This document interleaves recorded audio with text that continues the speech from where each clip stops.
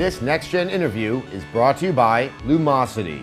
I'm happy to be joined by PJ Estevez, the design director on RYSE, Son of Rome. Thank you so much for your time. Thank you, yeah. So I've just played some of the game. Yes, this is an action game. I haven't seen a QuickTime event happen in it. I want to talk about the first thing, which, as someone who's just come off playing Batman Arkham Origins, where the block was on the Y, the block here is on the A. I can't think of a single game. I mean, that A button is supposed to be the most important thing you do. Yep. And in this game, it's the block. Block is super important in our game, and it's because, like I was mentioning before, I mean, our AI, they swarm you a lot more than other games. So, you know, your block and then the roll, the evade move we have is also really important to reposition to make sure, you know, you don't get enemies that kind of try to jam you up and try to land multiple combo attacks on you.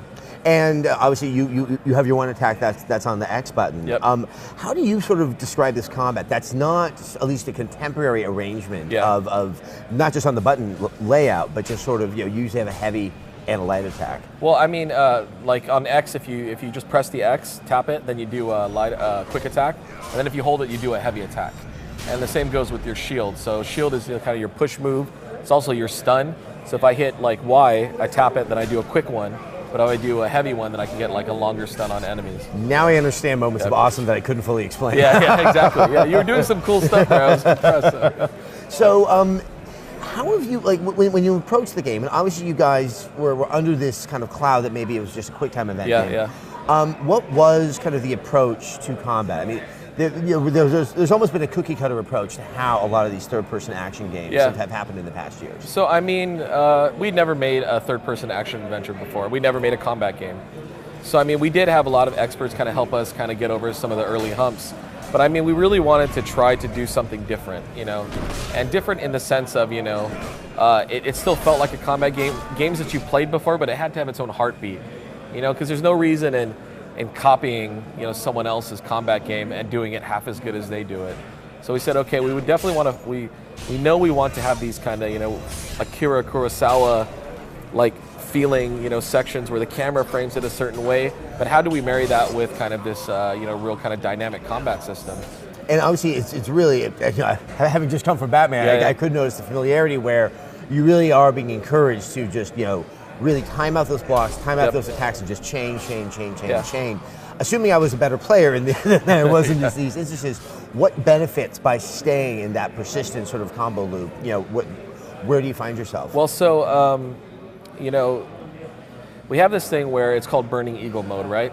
So when you get your hit counter up to a certain level, or you land X amount of perfect strikes, then you kind of go into this mode where every hit you do gets them into an executable stun state. We played a lot of, you know, third-person, you know, combat games, and we kind of picked the best stuff we liked about each of them. You know, we played a lot of God of War, a lot of Assassin's Creed, a lot of Batman. And the thing we liked the most about the Batman was the rhythm and the kind of fluidity of it. So we said, okay, we want to give the player maximum creativity, but obviously Assassin's Creed had the cool executions, you know? I mean, and it sounds like with that combo system that you can envision a lot of enemies happening towards the end of the game. Yeah. So I mean, encounters, what we found is actually, it's not really about the amount of enemies you fight, it's more about the composition. So because I was mentioning our AI, kind of, we have these very specific attack patterns that are very dynamic and fluid. So, you know, we did seriously tons of play testing, and in our game, it's a lot more fun to fight like specific enemies that are tailored to fight well together versus just having lots of numbers. You know, we don't want to make this kind of like, you know, like hack and slash where you got to hack through 100 guys. You know, so you'll fight, you know, 6, maybe 8 in some scenarios. Interestingly enough, talking to kind of a lot of experts, they're like, no, like you can't do too much of that stuff because, you know, people won't like it. You know, it'll be too hard for them. They really want like one enemy attacking and then one guy, then one guy. And we're like, no, I think they're ready for multiple attackers. Not everything has to be a kung fu movie. Yeah, exactly. And, you know, we joked about the conga line early on. It's like, you know, it's like this guy hits you, then this guy, then this guy. And, you know, obviously there's a little bit of that because the combat has to have a bit of ebb and flow. But, I mean, if the AI kind of get you surrounded, they will attack you multiple at a time where you cannot deflect. You can't use your shield. You have to roll out and kind of reset the kind of spacing of combat. So, So a whole other aspect of the game is visually is quite striking. I mean, yes. You guys are Crytek, so anything short of that would have probably been more notable. In an interview I had yesterday with Phil Spencer, you know, there's a lot of talk about resolution and stuff like that out there. So you guys may not be at the full 1080p, yet it looks like that. Our CEO Chavat, he released kind of like a bit more of the technical reasons why, but I mean, the stuff that I like to mention is like I'm not like, you know, the Crytek tech guy, but it's really about art. At the end of the day, it's about doing something beautiful. And we had the game running at 1080 at 30, but we decided, well, we want to make it more beautiful. I mean, like, this isn't good enough for us, you know?